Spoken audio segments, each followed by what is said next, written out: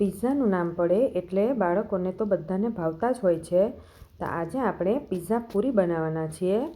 આ પૂરી ખાવામાં ખૂબ જ ટેસ્ટી લાગે છે અને બનાવવી પણ એકદમ સરળ છે. ફક્ત 10 જ મિનિટમાં બની જાય છે.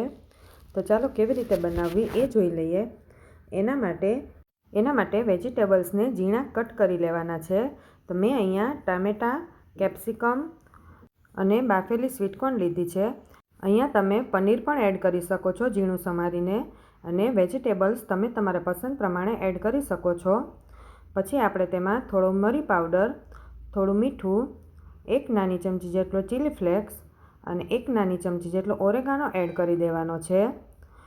1 ચમચી જેટલો ચીલી સોસ અને 2 ચમચી જેટલો ટોમેટો સોસ એડ કરવાનો છે. તમે અહીંયા પિઝા સોસ પણ એડ કરી શકો છો.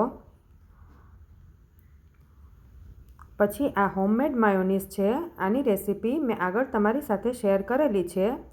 તો એ માયોનીઝ આપણે 2 ચમચી એડ કરીશું.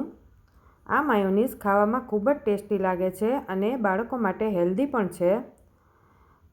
હવે બધું આપણે સારી રીતે મિક્સ કરી લેવાનું છે.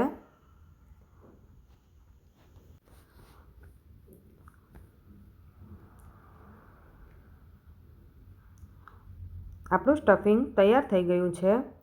હવે આપણે પાણીપુરીની જે પૂરી આવે એ લેવાની છે. તેને આપણે આ રીતે કટ કરી લેવાની. પછી તેમાં 1 ચમચી જેટલું સ્ટફિંગ ભરી દઈએ. આ રીતે બધી પૂરીમાં સ્ટફિંગ ભરી લેવાનું. પછી એના ઉપર છીણેલું ચીઝ નાખી દેવાનું. મેં આ પ્રોસેસ ચીઝ લીધું છે. તમે મોઝરેલા ચીઝ પણ એડ કરી શકો છો. પછી તેના ઉપર ચીલી ફ્લેક્સ અને ઓરેગાનો આ રીતે આપણે સ્પ્રિંકલ કરી દેવાના.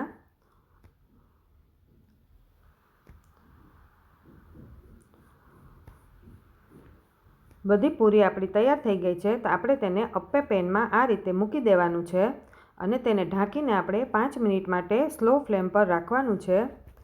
5 મિનિટ પછી જોઈએ તો આપણું ચીઝ એકદમ મેલ્ટ થઈ ગયું છે.